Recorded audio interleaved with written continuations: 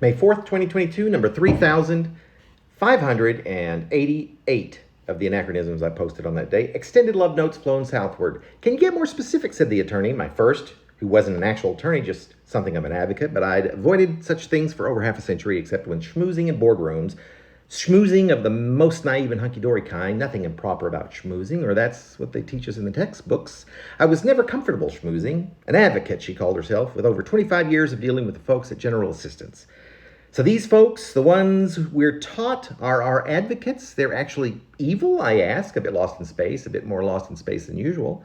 There was a pause, I think, and so it was a dramatic one, by all means, until she kind of quietly said, in the most calm portion of the hour and a half-long conversation, yeah, they're evil. Long extended silence, which was quite a change from one of us steamrolling the words of the other. Something I know I do all the time when I get a bit too excited. Something she did because she's not an attorney, but an advocate working with folks who deal with the folks down at General Assistance day in, day out. It was one of those draining aha moments at least for me, surely not for her. Sabrina was her name. No, surely not Sabrina. For Sabrina, because she's been doing this for 25 years, right? She knows the idiosyncrasies of how to handle these things, of how to fight them, even though she's not a real lawyer.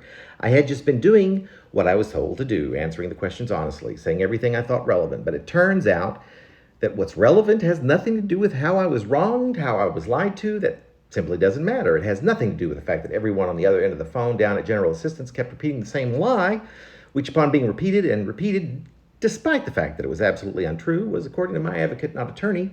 And here, I'm not sure exactly whether she kept asking me why I did that, what they said I did, and that I didn't do. Over and over, she kept asking me that, and I'd tell her, no, nothing of the sort. And then I'd say what I said instead, and then what they had told me, the promises I'd gotten from all of these people on the other end of the phone that were simply not going to happen. Sabrina was completely uninterested in this part. I'd been coerced this morning into, I'm not even sure. I was just handed the phone, told what to say. This before I met, over the phone, my first and only advocate, not attorney. How helpless I felt. I had followed their every request. I had double-checked and triple-checked that I was doing things correctly in such a way that when I showed up today, I'd get my check. There was no check.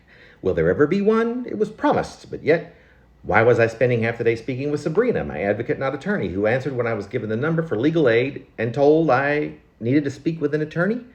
That will help? Will she? Or will I at some point finally realize that someone is evil?